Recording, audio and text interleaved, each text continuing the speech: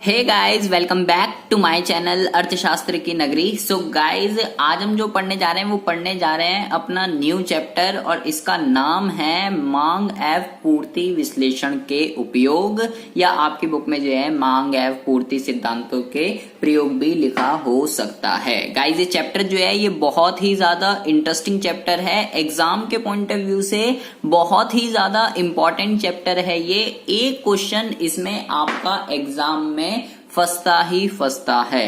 ये क्या चैप्टर है, इसके अंदर हम क्या पढ़ेंगे, ये आपको तभी समझ में आने वाला है अगर आपने इससे प्रीवियस वीडियो जितनी भी हैं वो आपने सारी की सारी बहुत ही अच्छे से देखी हुई है, खासकर से संतुलन कीमत वाली। अगर आपने संतुलन कीमत वाली वीडियो नहीं देखी है तो आपको इस चैप्टर के अंदर गाइस कुछ भी समझ में नहीं आने वाला है। तो पहले मेरी रिक्वेस्ट है आप उस वीडियो को जरूर देख लीजिए। ये वीडियो उन सभी बच्चों के लिए है जिनके जो बीए बीकॉम फर्स्ट ईयर या फर्स्ट सेमेस्टर में है और जिनके पास माइक्रो इकोनॉमिक्स व्यष्टि अर्थशास्त्र जो है वो सब्जेक्ट में है।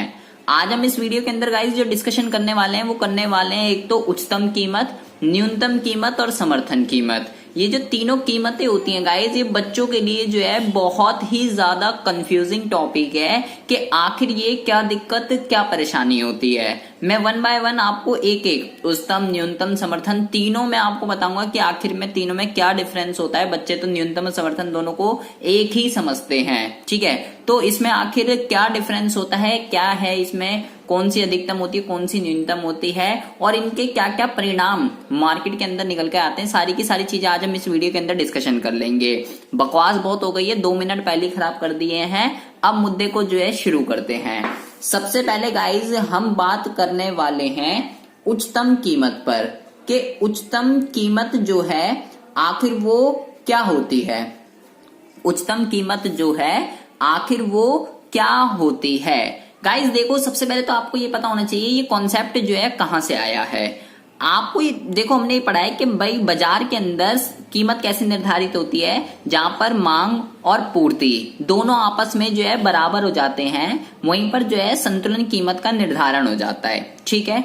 लेकिन गाइस संतुलन कीमत का निर्धारण अगर मान लीजिए अगर मांग और पूर्ति की जो शक्तियां होती हैं अगर वो काम नहीं करती हैं, अगर वो पुनः दोबारा से संतुलन स्थापित नहीं कर पाती हैं, तो गाइस सरकार को क्या करना पड़ता है, सरकार को मार्केट के अंदर जो है हस्तक्षेप करना पड़ता है, अपना रोल प्ले करना पड़ता है। और वो रोल प्ले कैसे करती है, वो रोल प्ले करती है कीमत नियंत्रण से। कैसे करती है, कीमत नियंत्रण से जो है वो मार्केट के अंदर जो है रोल प्ले करती है और मांग और पूर्ति के अंदर क्या करती है, संतुलन को स्थापित करती है, ये कह सकते हो, ठीक है। तो उसके अंदर जो सबसे पहला है वो है उच्चतम कीमत। उच्चतम कीमत जो है क्या होती है, देखो हमने ये पढ़ लिया कि किसी वस्तु की मांग और पूर्ति कहां पर बराबर, जहां पर बराबर होती है वहां पर कीमत डिसाइड हो जाती है। लेकिन गाइज कुछ वस्तुएं बाजार के अंदर ऐसी होती हैं जो ये कह सकते हो भारत जैसे निर्धन देशों में, जैसे मान लो दवाइयां हैं, ठीक है। दवाई गाइज एक ऐसी चीज है जो सबसे पहली बात तो हर लोगों के लिए अनिवार्य है, ठीक है। और भारत जैसे निर्धन देश में लोगों के लिए पहले एक अनिवार्य है और बाजार में इसकी जो कीमत है वो बहुत ही ज्यादा क्या है, हाई है। तो गाइस सरकार इस चीज को ठीक करने के लिए, अगर भाई मार्केट में इन चीजों की जो वैल्यू है वो बहुत ही ज्यादा हाई है तो निर्धन लोग तो उसको खरीद ही नहीं पाएगा, तो सरकार क्या करती है, ऐसी सभी वस्तुओं के लिए क्या करती है, एक उच्चतम कीमत निर्धारित कर देती है कि कोई भी उत्पादक इन वस्तुओं को जो मैंने प्राइस बोले हैं आप उस प्राइस से ऊपर जो है नहीं बेच सकते हो, आप उस प्राइस से ऊपर नहीं बेच सकते हो। उसको क्या कहते हैं, उसको कहते हैं उच्चतम कीमत। तो क्वेश्चन ये है कि ये प्राइस जो है कहां पर डिसाइड होने चाहिए, ठीक है, ये हमें जो है सीखना है। जैसे कि फॉर एग्जांपल के लिए मान लीजिए सबसे पहले हमें ये पता है इक्विलिब्रियम जो है कहां पर स्टैब्लिश होता है। भाई मान लीजिए मैंने ये बना दिया आपका वाई एक्सिस, ठीक है, ये मैंने वाई एक्सिस बना दिया और ये मैंने बना दिया आपका एक्स एक्सिस, ठीक है जी। तो ये हो गया आपका एक्स एक्सिस। अब संतुलन कहां पे स्थापित होगा, संतुलन जो है वहां पर स्थापित होगा जहां पर जो है मांग, ये हो गया आपका मांग वक्र और ये हो गया आपका पूर्ति वक्र, ठीक है, बहुत ही ज्यादा ध्यान से सुनेंगे। वीडियो जो है भले ही लंबी होने वाली है, बोर बिल्कुल भी नहीं होना है, ठीक है, जितना होगा इंटरटेनमेंट करता ही रहूंगा। अब देखिए भाई, इक्विलिब्रियम जो है वो यहाँ पर इस्टेब्लिश हो गया, जहां पर मांग और पूर्ति जो है आपस में बराबर हो गई। तो ये हो गई मांग, कीमत हो गई ये, और ये हो गया क्वांटिटी, ठीक है। ओपी कीमत पर ओक्यू क्वांटिटी जो है बिक रही है, ठीक है, दवाइयों की। मैं दवाई का ही एग्जांपल लेके चल रहा हूं। लेकिन गाइज अब ये जो कीमत है, निर्धन लोग जो है इस कीमत पर, निर्धन लोग जो हैं इस कीमत पर इसको नहीं खरीद सकते हैं, ठीक है। तो सरकार क्या करती है, अब इसकी उच्चतम कीमत निर्धारित करनी है। तो क्वेश्चन ये है, उच्चतम कीमत जो है इससे ऊपर निर्धारित की जाए या इससे नीचे निर्धारित की जाए, ठीक है, ये हमें जो है क्वेश्चन है। सबसे पहली बात तो देखिए, अगर मान लीजिए फॉर एग्जांपल के लिए, मान लीजिए अगर मैं उच्चतम कीमत अगर मैं ऊपर निर्धारित कर दूं, ठीक है, अगर मैं यहां निर्धारित कर दूं ऊपर, तो गाइज यहां पर निर्धारित करने से जो है क्या होगा, ये आपको जो है पता होना चाहिए। मैं आपको पहले भी बता चुका हूं कि ये वाली जो सिचुएशन होती है, ये किसकी सिचुएशन होती है गाइज, ये होती है पूर्ति अधिक्य की। किसकी सिचुएशन होती है, पूर्ति अधिक्य की। क्योंकि यहाँ पर देखिए मांग तो है ये रही और पूर्ति का है, पूर्ति ये रही। तो गाइज यहाँ पर क्या हो रहा है, पूर्ति ज्यादा है, मांग कम है। अगर गाइज सरकार उच्चतम कीमत संतुलन कीमत से अगर ऊपर स्थापित कर दे तो क्या होगा। तो पहली बात तो ये, जब निर्धन लोग यहीं पर ही नहीं खरीद पा रहे थे इस पे ओपी पर, तो भैया OP1 पर कहां से खरीदेंगे, ठीक है, उन्हें तो यही महंगी लग रही थी। अब सरकार को क्या करना था, हेल्प करनी थी निर्धन लोगों की। तो अगर वो और ऊपर कर दे, OP के बजाय OP1 पर कर दे, तो उससे क्या होगा, सबसे पहली बात तो मांग जो है वो कम हो जाएगी।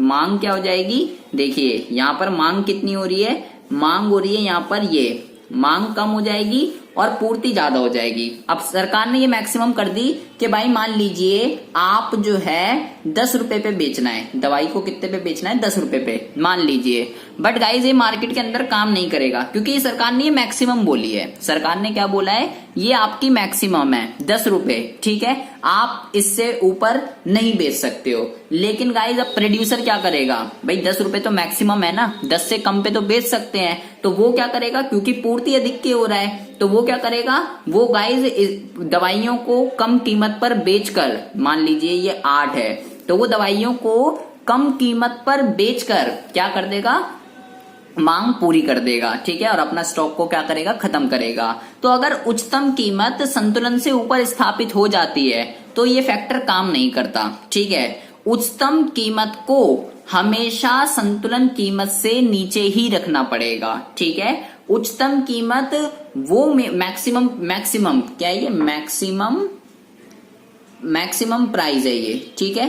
क्योंकि ये मैं इसलिए आपको बता रहा हूँ, एक बार एक बच्चे ने मेरे से पूछ लिया कि इसका नाम है उच्चतम कीमत, लेकिन ये होती संतुलन कीमत से नीचे है, ठीक है, उच्चतम होती है लेकिन ये संतुलन से न्यूनतम है, ऐसा क्यों होता है। इसलिए मैंने आपको जो है ये बकवास यहाँ पर बताई है। क्योंकि गाइज अगर उच्चतम कीमत को संतुलन से ऊपर स्टैब्लिश कर दिया तो प्रोड्यूसर क्या करेगा, कीमत को कम करके माल बेच देगा। तो अगर सरकार ऊपर स्थापित कर देती है कीमत को, तो वो फैक्टर काम नहीं करेगा, वो कीमत काम नहीं करेगी, क्योंकि सरकार ने तो ये मैक्सिमम बोला है 10, भाई 10 से नीचे तो किसी पे भी बेच सकते हैं, इसलिए संतुलन कीमत हमेशा नीचे रहती है, ठीक है। और दूसरी बात, जो भोक्ता 8 रुपए पे नहीं खरीद सकता था वो 10 रुपए पे क्या खरीदेगा, ठीक है। तो अब क्वेश्चन ये है कि अगर बहुत ही ज्यादा ध्यान से सुनेंगे कि अब क्या होगा। मैं पहले कर्व बना देता हूं यहां पर।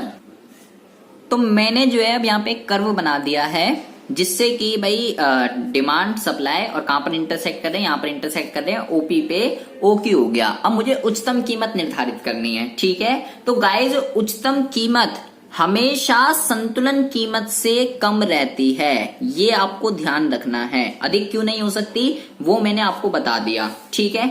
अब गाइज मैंने जो है आपको ये बोला कि ये डिसाइड हो गई, ये हो गया OP1, ठीक है। लेकिन यहां पर क्या दिक्कत होती है, यहां पर ये दिक्कत होती है गाइज कि यहाँ पर जो है ये कौन सी सिचुएशन क्रिएट होती है, यहाँ पर जो सिचुएशन क्रिएट होती है वो होती है मांग अधिक्य की, क्योंकि आप देखोगे पूर्ति का है, पूर्ति यहाँ पर है और मांग का है, मांग यहाँ पर है। मान लीजिए इसको मैंने के नाम दे दिया और इसको मैंने एल नाम दे दिया, तो ये जो के एल है ये क्या है, ये मांग अधिक्य की सिचुएशन है। मतलब उपभोक्ता चाहता है कि दवाइयां मिले लेकिन दवाइयां है नहीं, तो ये हो गया उच्चतम कीमत। उच्चतम कीमत क्या होती है, उच्चतम कीमत वो कीमत है जो संतुलन कीमत से नीचे है, ठीक है। मैक्सिमम प्राइस जो है संतुलन से नीचे होता है हमेशा।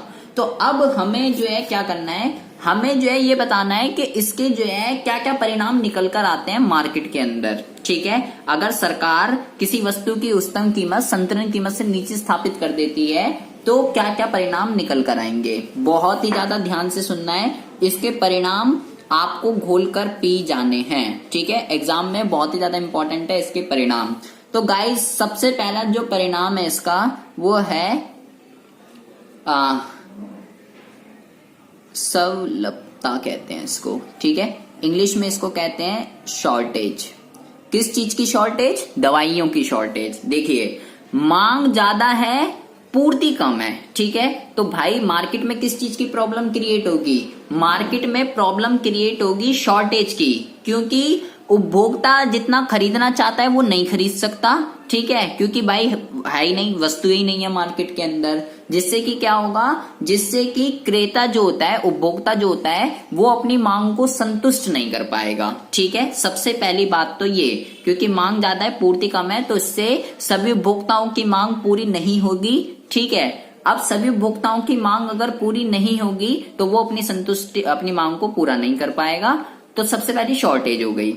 अब गाइज ये सरकार ने जो है ये वाली कीमत जो है OP1, ये गाइज सरकार ने मैक्सिमम बोली है। जैसे कि मान लो ये 8 था, इस इधर जैसे ये 8 था, सरकार ने बोला नहीं भाई 8 पे नहीं बेचनी, आपको ये जो है 6 रुपए पे बेचनी है मैक्सिमम। जितनी भी आपकी दवाइयां हैं वो आपको 6 रुपए पे बेचनी है, इससे ऊपर नहीं बेच सकते। तो गाइज अगर सरकार ने ये 6 रुपए फिक्स कर दी, ठीक है, 6 रुपए फिक्स कर दी, तो सबसे पहले तो शॉर्टेज की प्रॉब्लम क्रिएट होती है, ठीक है। तो शॉर्टेज की प्रॉब्लम क्रिएट होने के साथ साथ दूसरी गाइस जो प्रॉब्लम क्रिएट होती है वो है यहाँ पर काला बाजारी। किसकी प्रॉब्लम क्रिएट होती है, काला बाजारी की प्रॉब्लम क्रिएट होती है। काला बाजारी क्या होती है, क्योंकि भाई हम ठहरे भारत के, कहाँ के ठहरे हम ठहरे भारत के, हम हैं इंडिया के लोग। अब गाइस सरकार ने बोला है 6 रुपए पर बेचनी है, लेकिन वो प्रोड्यूसर यहाँ पर जो है सबसे पहले काला बाजारी क्यों होती है, इसका क्या कारण है, इसका कारण ये है गाइस मांग अधिक्य। क्या है, मांग अधिक्य, क्योंकि गाइस पूर्ति कम है और मांग ज्यादा है, वस्तु है नहीं लेकिन लोग खरीदना चाहते हैं। तो प्रोड्यूसर क्या करते हैं, अपनी उन वस्तुओं को क्या करते हैं, हाई प्राइस पे बेचते हैं। किस पे बेचते हैं, हाई प्राइस पर। तो काला बाजारी का जो सबसे पहला रीजन है, काला बाजारी क्यों होती है, ब्लैक मार्केटिंग, इसका सबसे पहला रीजन है मांग अधिक्य। और उससे भी इंपॉर्टेंट, सबसे ज्यादा इंपॉर्टेंट, काला बाजारी क्यों होती है। काला बाजारी का मतलब होता क्या है गाइस, काला बाजारी का मतलब है कि सरकार ने जो वस्तु बोल रखी है ना, सरकार ने जो कीमत बोल रखी है, आप अपनी उस वस्तु को इस प्राइस से ऊपर बेच रहे हो। सरकार ने उच्चतम कीमत 6 रुपए बोल रखी है, लेकिन आप अपनी वस्तु को 7 रुपए, 7.5 और 8 रुपए पर बेच रहे हो, तो इसको कहते हैं काला बाजारी। और ये गैर कानूनी है, क्योंकि सरकार ने तो कितना बोल रखा है, 6 रुपए, और आप कितने पे बेच रहे हो, आप बेच रहे हो 7 रुपए और 8 रुपए पे, तो इसलिए इसको ब्लैक मार्केटिंग कहते हैं। क्यों हो रही है, एक तो मांग अधिक्य, और गाइस दूसरा इसका सबसे बड़ा रीजन है, क्योंकि इससे क्या होता है, क्योंकि इससे मांग ज्यादा है पूर्ति कम है, तो उपभोक्ताओं की मांग पूरी नहीं हो पाती, उपभोक्ता बिना संतुष्ट हुए रह जाता है। तो गाइस यहाँ पर क्या होता है, जो उपभोक्ता होता है वो गाइस वस्तु के लिए क्या है, अधिक कीमत देने के लिए तैयार होता है। अधिक कीमत देने के लिए क्या होता है, तैयार होता है। गाइस ये जो है सबसे खतरनाक फैक्टर है ब्लैक मार्केटिंग का। हम लोग खुद हम लोग खुद उस वस्तु को पाने के लिए ज्यादा कीमत देने के लिए तैयार होते हैं। इस वजह से प्रोड्यूसर क्या करता है, ब्लैक मार्केटिंग करता है। और हम लोग ज्यादा कीमत देने के लिए क्यों तैयार हैं? क्योंकि गाइज हमारी मांग संतुष्ट नहीं हो रही है, क्योंकि पूर्ति कम है, वस्तु नहीं है, खरीदने वाले बहुत हैं। तो भैया जितने में मिल रही है उतनी में ले लो, सिंपल सी बात है। तो इसलिए हम लोग उसकी ज्यादा कीमत देने के लिए तैयार हैं और प्रोड्यूसर उसका फायदा उठाता है और क्या कर देता है, ब्लैक मार्केटिंग कर देता है। ठीक है, अब है तीसरी जो प्रॉब्लम क्रिएट होती है उसको क्या कहते हैं? उसको कहते हैं गाइज, यहां पर देखिए, अब तीसरी प्रॉब्लम जो है वो ये है कि सीमित पूर्ति को समायोजित करने की समस्या। कि भाई हमारे पास लिमिटेड स्टॉक है, हमारे पास क्या है, हमारे पास जो है लिमिटेड स्टॉक है और खरीदने वाले जो है वो बहुत ज्यादा है।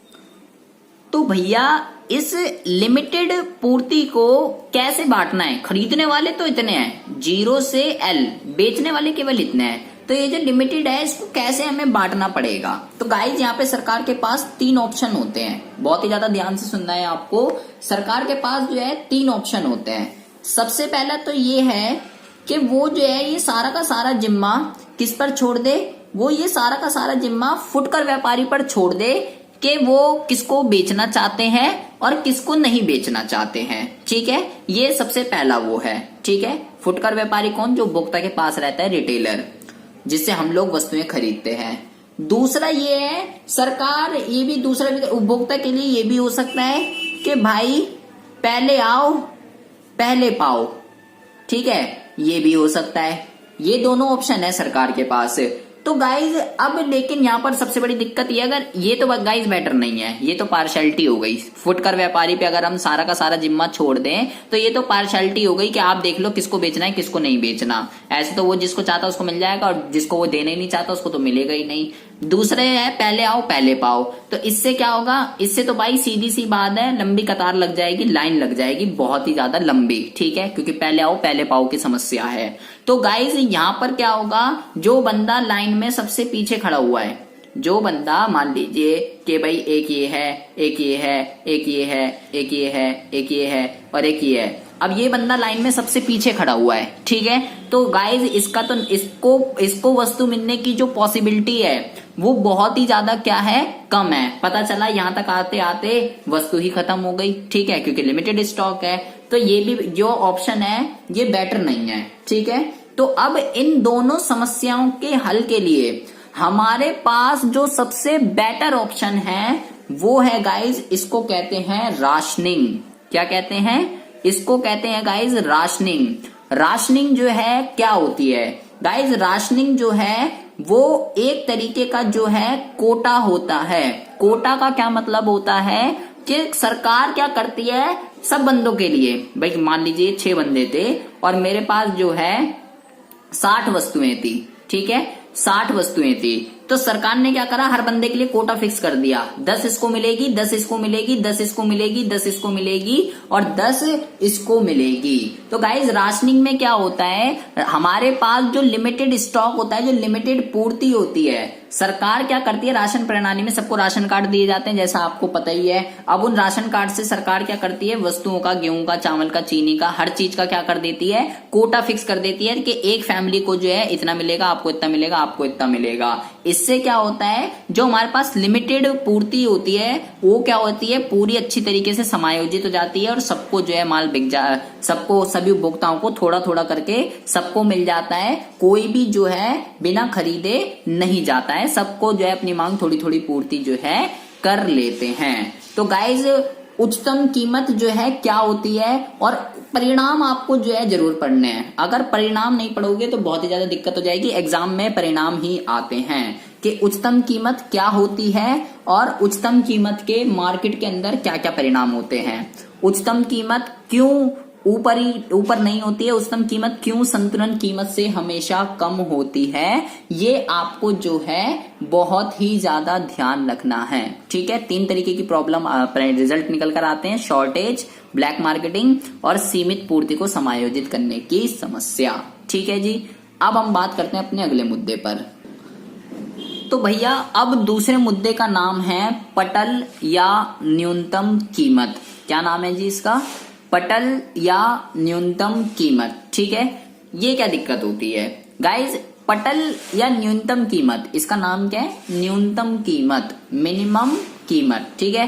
तो गाइज अब ये क्या दिक्कत होती है, अब सरकार क्या करती है, पटल कीमत जो है वो न्यूनतम कीमत होती है जो सरकार किसी वस्तु के लिए फिक्स कर देती है कि कुछ भी हो जाए, आंधी आ जाए या तूफान आ जाए, आपको अपनी वस्तु को मिनिमम इस प्राइस पर तो आपको बेचना ही पड़ेगा, आप इससे नीचे नहीं बेच सकते हो, आप इससे नीचे जो है नहीं बेच सकते हो, ये आपका मिनिमम है, ठीक है जी।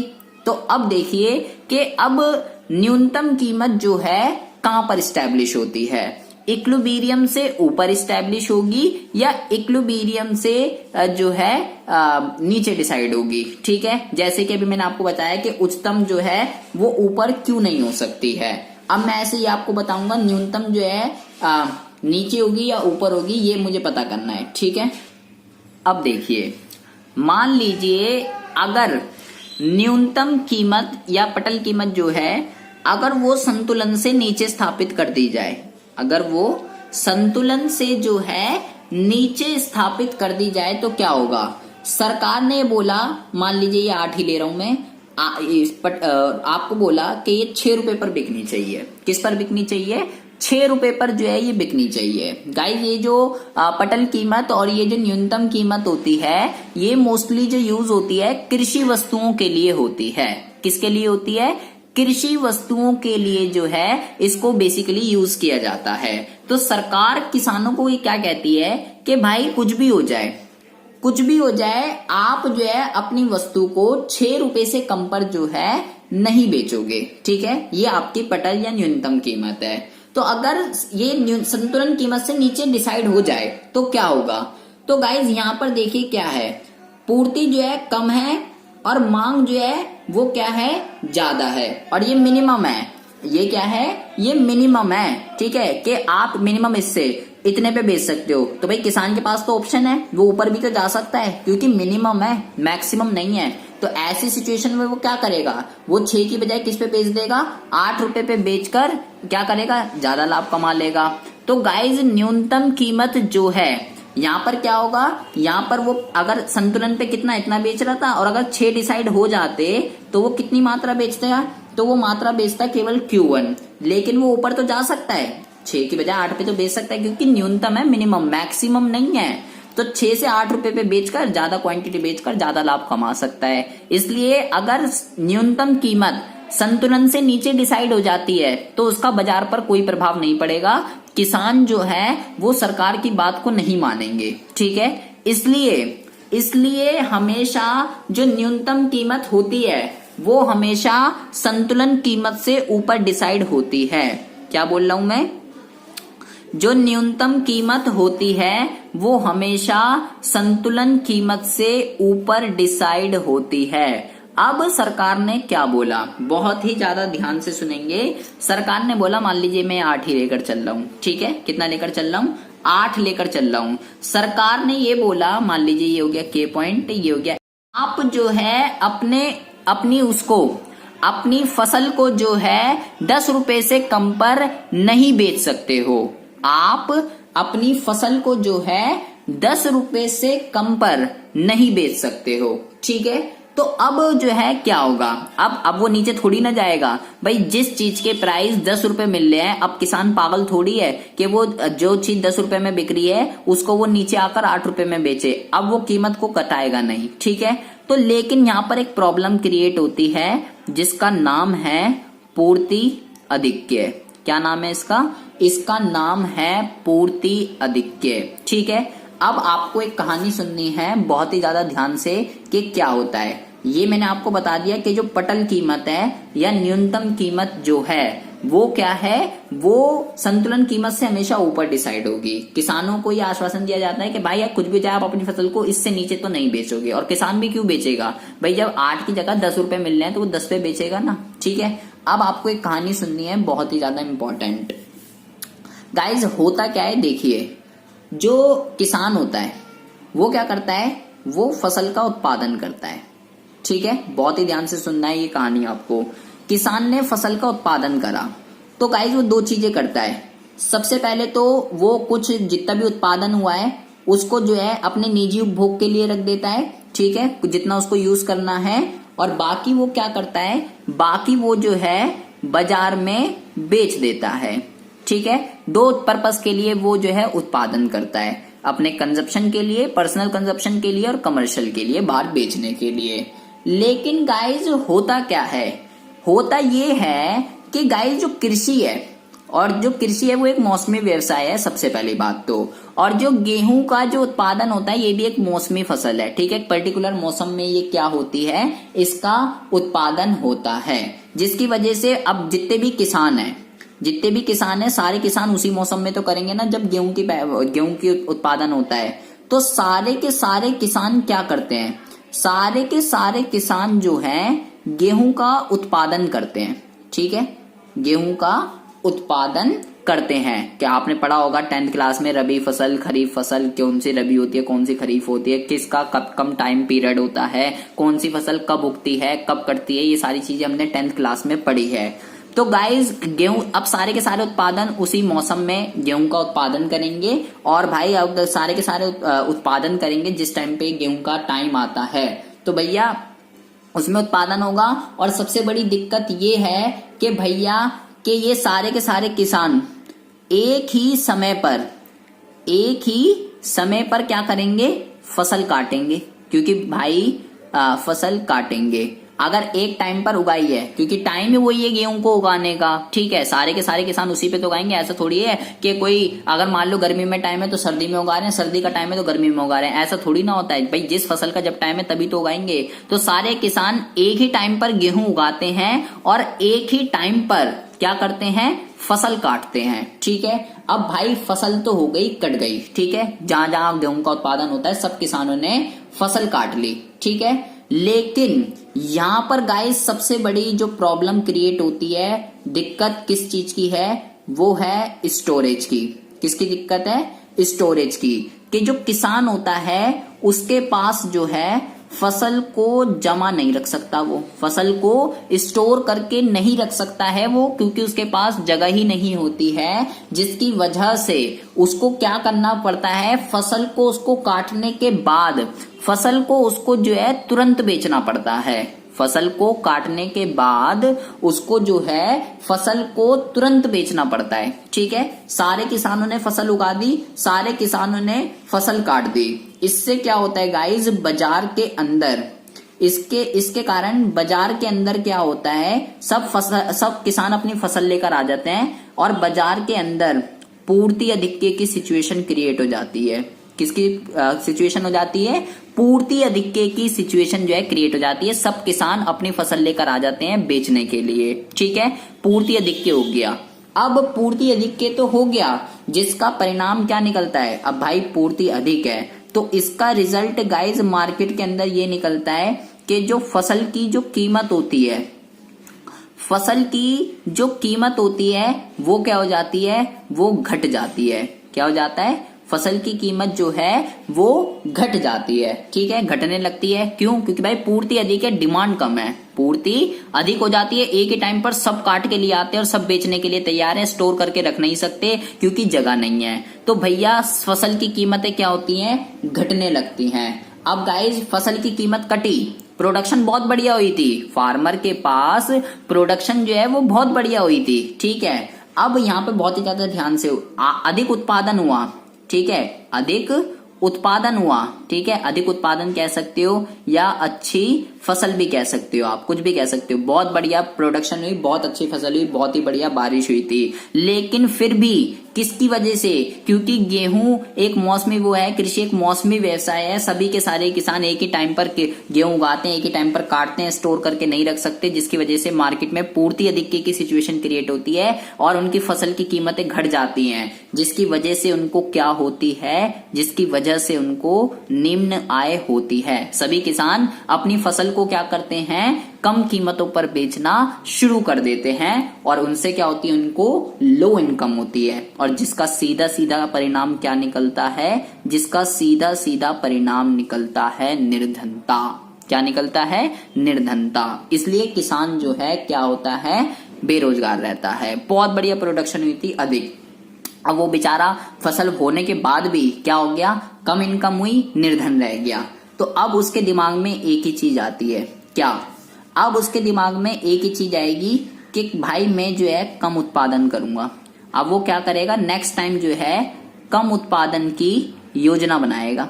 ठीक है, क्यों बनाएगा कम उत्पादन की योजना, क्योंकि अधिक से कौन सा हमने तंबू उखाड़ दिया, अधिक से कौन सा हमने तोप चला दी, तो अगली बार जो है हम कम उत्पादन करेंगे। सिंपल सी बात है भाई, कोई भी बंदा होगा यही डिसीजन लेगा कि भाई जब इस बारी नहीं हुआ तो अगली बारी क्या होगा, मैं कम उत्पादन करूंगा। लेकिन गाइस अगर कम उत्पादन हुआ तो इसका सबसे खतरनाक, इसका रिजल्ट क्या निकल कर आएगा वो आपको जो है पता होना चाहिए। अगर किसान इस डिसीजन पर आ जाए कि मेरी अधिक फसल होने के बावजूद भी, अधिक उत्पादन होने के बाद भी मुझे कम इनकम होती है तो मैं कम उत्पादन करूंगा, तो इससे गाइस सबसे बड़ी जो प्रॉब्लम क्रिएट होगी वो ये होगी कि देशों में क्या होगा, गेहूं की कमी हो जाएगी। ये लिख सकते हो आप, क्या हो जाएगा, इससे गेहूं की कमी हो जाएगी। ठीक है, अब क्या होगा देखिए, अब गाइज अब यहाँ पे सरकार को जो है अपना रोल प्ले करना पड़ता है, क्योंकि अगर गेहूं की कमी हो गई तो आप जानते ही हैं क्या होगा देश के अंदर।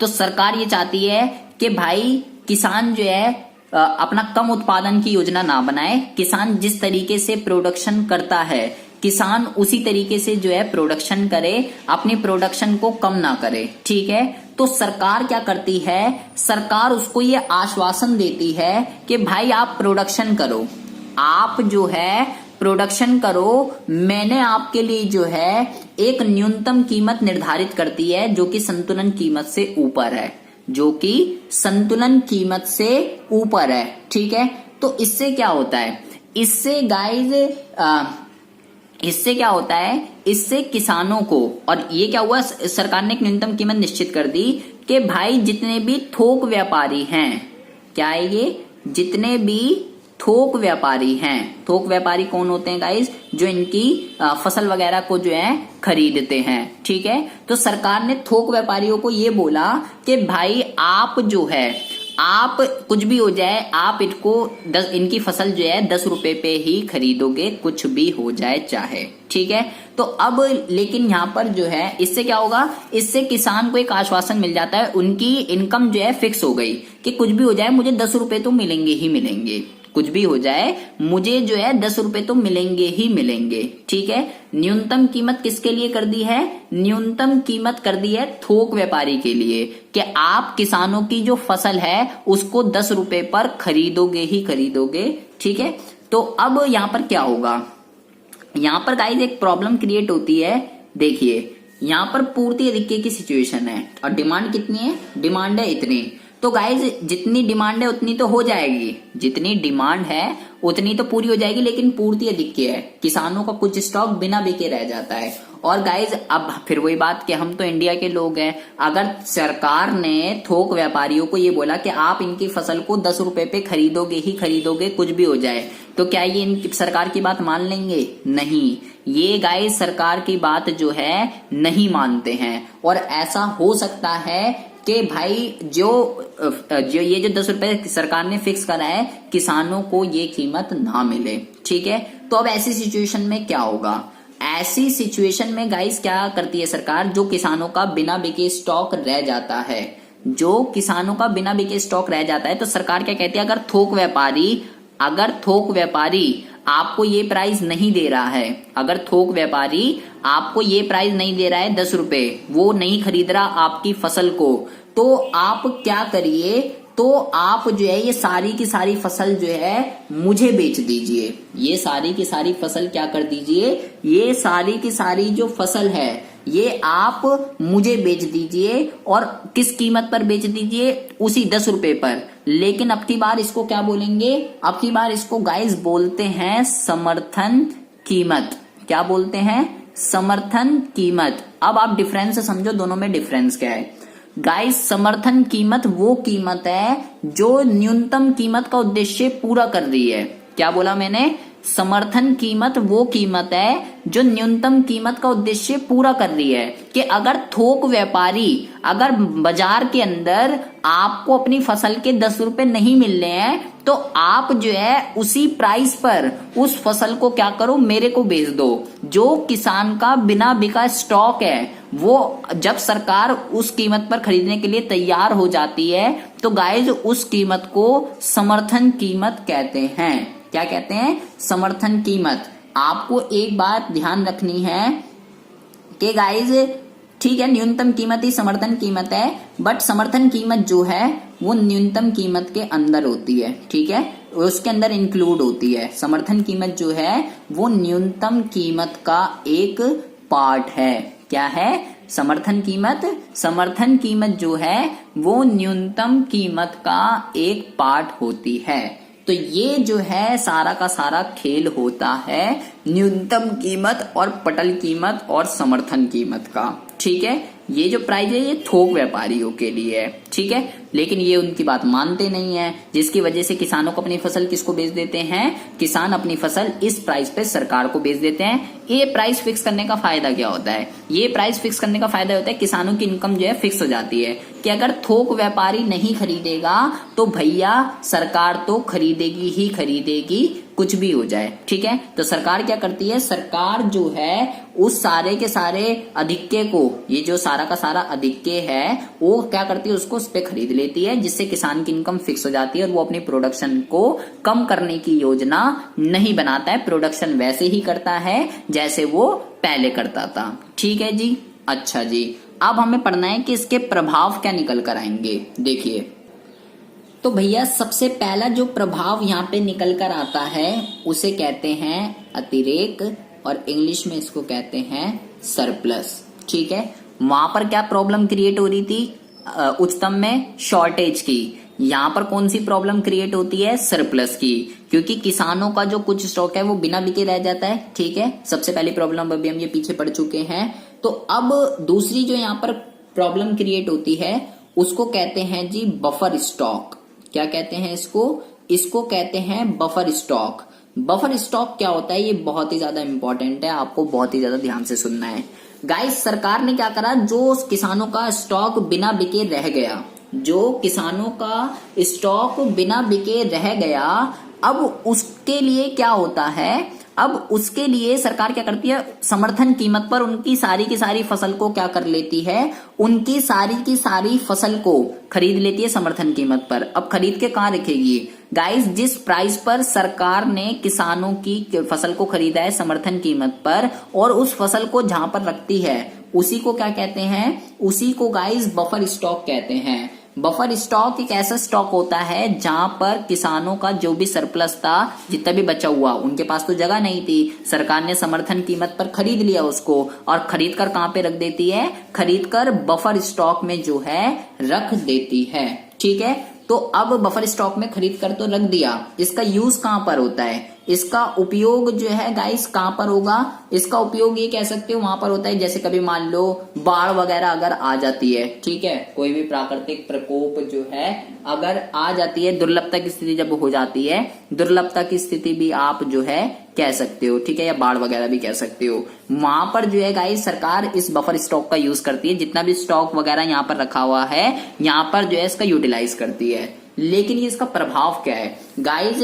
ये इसकी स्थापना के लिए बहुत ही ज्यादा ध्यान से सुनना है गाइस। इसकी स्थापना के लिए सरकार क्या करती है? सरकार गाइस लोगों पर क्या लगाती है? कर लगा देती है, टैक्स। ठीक है, तो ये इसका प्रभाव है। भाई बनाएगा कहां से? और ये टैक्स किसको से झेलना पड़ता है? ये टैक्स उपभोक्ता को ही झेलना पड़ता है। ठीक है, तो ये इसका जो है दूसरा प्रभाव है। और तीसरा जो है इसका प्रभाव है गाइस आर्थिक सहायता। आर्थिक सहायता जो है गाइस क्या होती है? आर्थिक सहायता को कहते हैं सब्सिडी। अब इसमें सीधा सीधा बात है, किसका नुकसान हो रहा है? इस पे नुकसान हो रहा है उपभोक्ता का। किसका नुकसान हो रहा है? उपभोक्ता का जो है इसमें नुकसान हो रहा है। अब आप बोलोगे कैसे? देखिए गाइज, यहां पर जो ये देखिए सरकार ने क्या करा? 10 रुपए पर तो खरीद लिया। ठीक है, लेकिन गाइज इस ये वाला जो बीच में ये जो गैप क्रिएट हो रहा है ना, 10 रुपए में सरकार ने खरीदा, लेकिन गाइज सरकार क्या करती है, सरकार इस वस्तुओं को, ये कह सकते हैं निर्धन लोगों को, किसको दे देती है, 8 रुपए पर ही बेच देती है। इसके बीच का जो गैप है, ये जो भार है 2 रुपए का, ये सरकार को ही सहन करना पड़ता है। इसी को क्या कहते हैं, आर्थिक सहायता। कि भाई जो वस्तु जितने रुपए की है, सरकार ने कितने की खरीदी किसानों से, इतने की, लेकिन हमें और कम पे दे रही है, उसी को क्या कहते हैं, उसी को कहते हैं आर्थिक सहायता। तो ये जो गैप क्रिएट हो रहा है बीच में, ये वाला भार भी जो है किसको सहन करना पड़ता है, ये वाला भार जो है ये सरकार को ही सहन करना पड़ता है। ठीक है जी। तो 3 परिणाम इसके निकल कर आए। सबसे पहला तो निकल कर आया था सरप्लस, दूसरा निकल कर आया बफर स्टॉक, और तीसरा निकल कर आया आर्थिक सहायता, क्योंकि इससे उपभोक्ता को हानि होती है। ठीक है जी। तो भैया ये आपका हो गया न्यूनतम कीमत। ठीक है। एक बात मुद्दा आपको अपने दिमाग में घुसा लेना है, उच्चतम संतुलन से नीचे होती है, न्यूनतम संतुलन से ऊपर होती है। क्यों होती है ये भी मैंने आपको बता दिया। दोनों के क्या क्या परिणाम निकल कर आते हैं ये भी मैंने आपको बता दिया। न्यूनतम और समर्थन ये दोनों आपस में कैसे अलग हैं ये भी मैंने आपको बता दिया। ठीक है। समर्थन कीमत जो है वो न्यूनतम का ही एक पार्ट होता है। अगर न्यूनतम कीमत पूरी नहीं हो रही, अगर थोक व्यापारी किसानों की फसलों को न्यूनतम कीमत पर नहीं परचेज कर रहे हैं, तो सरकार क्या करती है, उस प्राइस पर क्या करती है, खुद ही कीमत उसी पे खरीद लेती है। ठीक है। तो इसलिए उसका नाम जो है समर्थन कीमत हो जाता है। ठीक है जी। अब एक बहुत ही इंपॉर्टेंट मुद्दे पे हम डिस्कशन करने वाले हैं, बहुत ही ज्यादा ध्यान से सुनेंगे गाइस। अब बहुत ही इंपॉर्टेंट क्वेश्चन के ऊपर हम बात करने वाले हैं, और ये क्वेश्चन जो है आपका एग्जाम में बहुत बारी आया हुआ है। बहुत ही ज्यादा ध्यान से सुनेंगे कि इस क्वेश्चन के अंदर जो है क्या पूछ रहा है। वो ये कह रहा है कि सरकार के लिए यह क्यों जरूरी हो जाता है कि वह कृषि उत्पादों की कीमतों के लिए बाजार में हस्तक्षेप करे। कि सरकार के लिए ये क्यों जरूरी है कि जितने भी कृषि उत्पाद होते हैं, एग्रीकल्चर प्रोडक्ट जो होते हैं, उसके लिए मार्केट के अंदर इंटरफेस करे, वो सारा का सारा डिमांड और सप्लाई पर क्यों नहीं छोड़ देती है। ठीक है। ये पूछ रहा है इसके अंदर। फिर कह रहा है कृषि कीमत स्थिरीकरण, मतलब कृषि की कीमतें फिक्स रहें, उसके लिए सरकार ने जो है क्या क्या नीतियां बना रखी हैं वो बताइए। ये 2 चीजें आपसे जो है पूछ रहा है। ठीक है। ये वाला पोर्शन तो हम पढ़ ही चुके हैं, ये वाला। ठीक है। अभी बताता हूं कैसे। हमें फिलहाल ये पता करना है कि सरकार के लिए क्यों जरूरी हो जाता है कि जितने भी एग्रीकल्चर प्रोडक्ट होते हैं, मैंने आपको बताया कि न्यूनतम कीमत जो है वो कृषि के लिए ही होती है बेसिकली। तो क्यों हो रहा है ऐसा, ये आपको जो है पता करना है। ठीक है। तो बहुत ज्यादा ध्यान से सुनेंगे गाइस। जो कृषि उत्पाद होते हैं ना, जो कृषि उत्पाद होते हैं, इसके लिए बहुत ही ज्यादा ध्यान से सुनना है गाइस। इसकी जो मांग होती है, वो होती है गाइस कम लोचदार। कैसी होती है, कम लोचदार, जिसको हम बेलोचदार भी कहते हैं। ठीक है। आपको मतलब पता होना चाहिए कम लोचदार या बेलोचदार किसको कहते हैं। और जो पूर्ति होती है वो भी गाइस बिल्कुल कैसी होती है, कम लोचदार होती है। ठीक है। पूर्ति भी कम लोचदार, या इसको भी आप बेलोचदार कह सकते हो। ठीक है। तो किसको कहते हैं ये आपको पता होना चाहिए कि जब कीमत बढ़ने पर या कीमत घटने पर मांग कम नहीं होती, जब कीमत बढ़ने पर या कीमत घटने पर मांग जब कम नहीं होती है, तो भैया ऐसी उसमें क्या होता है, मांग बेलोचदार होती है। ठीक है।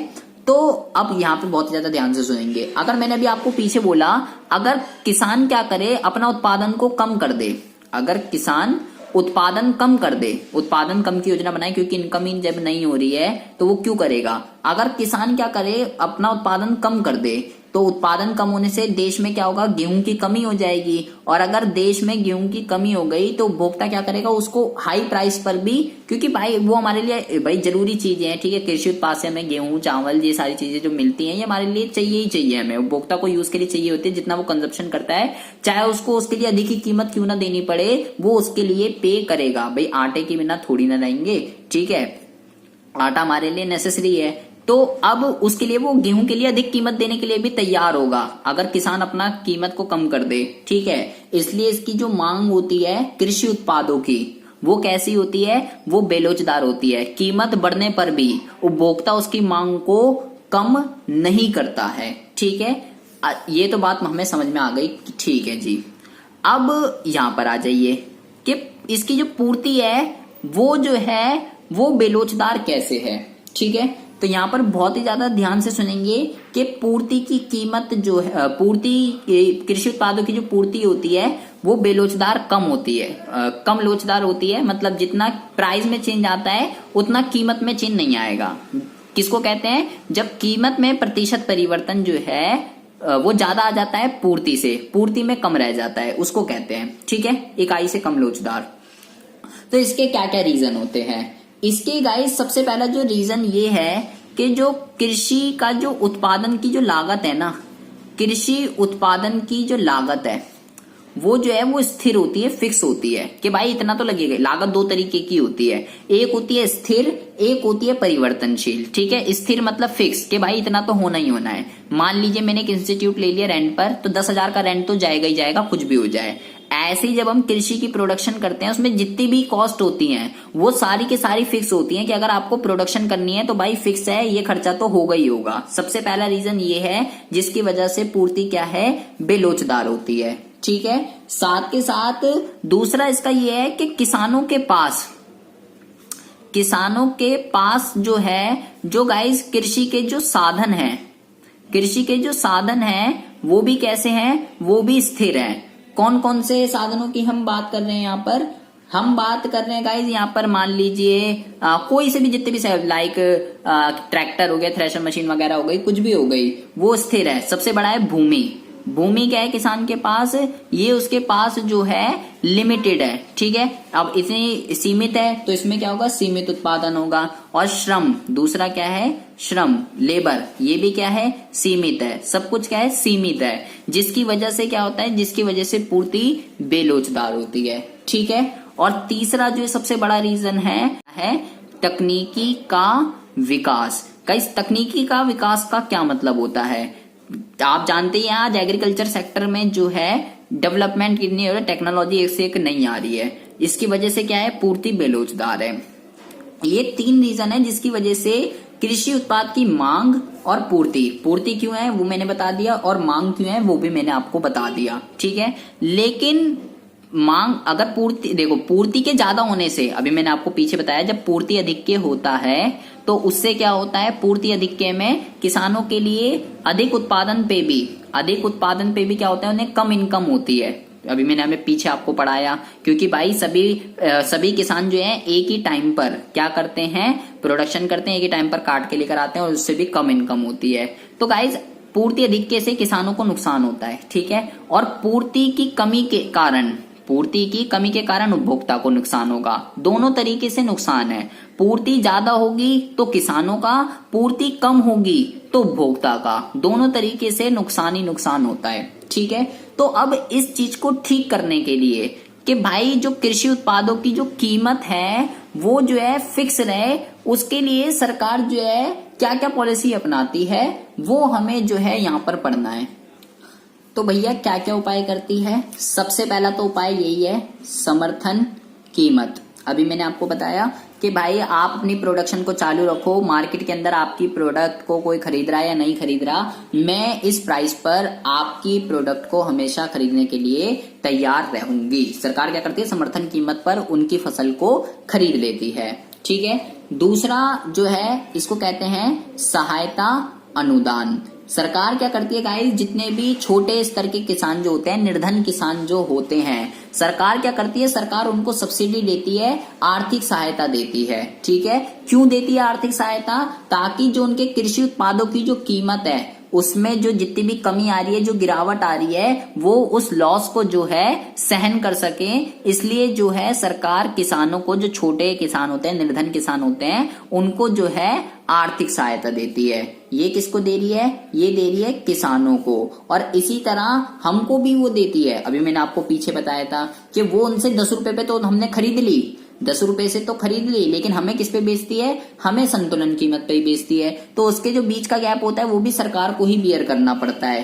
तो उसको क्या कहते हैं? उसको कहते हैं उत्पादक उपभोक्ता कीमत अंतर।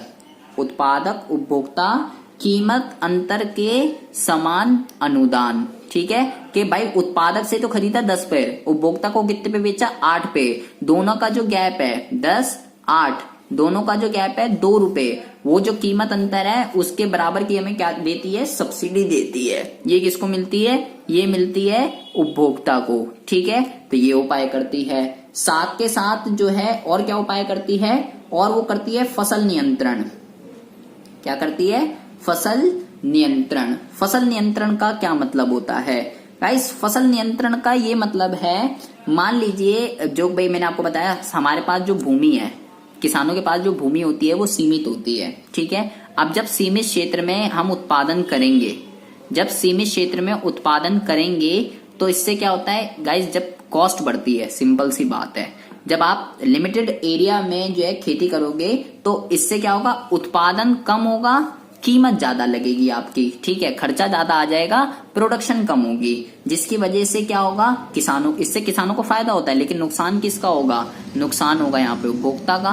क्योंकि मैंने आपको क्या बोला, मैंने आपको बोला कि जो कृषि उत्पाद है उसकी जो मांग होती है वो बेरोजगार होती है, इनके लिए अधिक कीमत देने के लिए भी तैयार होता है, इनके लिए उपभोक्ता अधिक कीमत देने के लिए भी तैयार होता है और वो देगा, और इससे किसानों को फायदा होता है। ठीक है, लेकिन एक तो ये ऑप्शन है। ठीक है, और अगर मान लो वो मान लो लिमिटेड जमीन है, कम उत्पादन कर रहा है, मान लो वो उत्पादन ही ना करे, खाली जमीन छोड़ दे, अगर कि भाई हटाओ, जब उत्पादन कम होता है, कॉस्ट ज्यादा लगती है, क्यों उत्पादन करो, छोड़ो।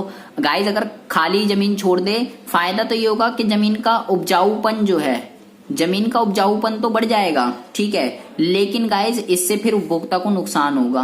क्यों, वस्तुएं नहीं मिलेंगी, वस्तुएं जो है वो नहीं मिलेगी, क्योंकि वस्तुओं का प्रोडक्शन ही नहीं हो रहा है। तो सरकार क्या करती है, इन सब चीजों से बचने के लिए फसल को क्या करती है, नियंत्रण करके रखती है, कंट्रोल में करके रखती है। किसानों को बोलते हैं कि भाई आप प्रोडक्शन करो, ठीक है, पैसों की आप टेंशन ना लो, कीमत आपको इतनी मिलेगी ही मिलेगी, चाहे आपकी उत्पादन लागत कितनी भी आ रही है। ठीक है, ना आपको नुकसान हो ना मुझे नुकसान हो, मैं आपकी फसल को, आपकी जितनी भी उत्पादन आ रही है उससे ऊपर हमेशा खरीदने के लिए तैयार हूं। आप जमीन को खाली मत छोड़ो, जितनी भी लिमिटेड है उस पे उत्पादन करो। ठीक है, दोनों तरीके से उपभोक्ता को ही नुकसान होगा, यहाँ पे भी और यहाँ पर भी। ठीक है, तो उपभोक्ता को नुकसान से बचाने के लिए सरकार क्या करती है, अपना रोल प्ले करती है। गाइस ये क्वेश्चन बहुत ही ज्यादा इंपॉर्टेंट है कि सरकार के लिए क्यों जरूरी हो जाता है। सरकार के लिए इसलिए जरूरी हो जाता है क्योंकि गाइस इसकी मांग और पूर्ति दोनों की दोनों बेलोजदार हैं, कम लोचदार होती हैं। ठीक है, उपभोक्ता मैंने बताई दिया ये क्यों होती है, और इसके लिए इसकी कीमत जो है फिक्स रहे, ज्यादा बढ़े ना और ज्यादा घटे ना, उसके लिए सरकार क्या क्या उपाय अपना रही है वो मैंने आपको जो है यहाँ पर बता दिया है। ठीक है, आप इसका कर्व भी बना सकते हो, आपकी बुक में अगर कर्व मिले, कर्व भी कोई ज्यादा नहीं है, आप ऐसे इसका कर्व बना सकते हो। देखिए, मान लीजिए भाई ये डिमांड हो गया, ठीक है, ये हो गया सप्लाई, ये सप्लाई, ये डिमांड, ठीक है, और ये हो गए प्राइस। इसका कर्व भी अगर बनाना चाहो तो बना सकते हो। ये हो गया DD।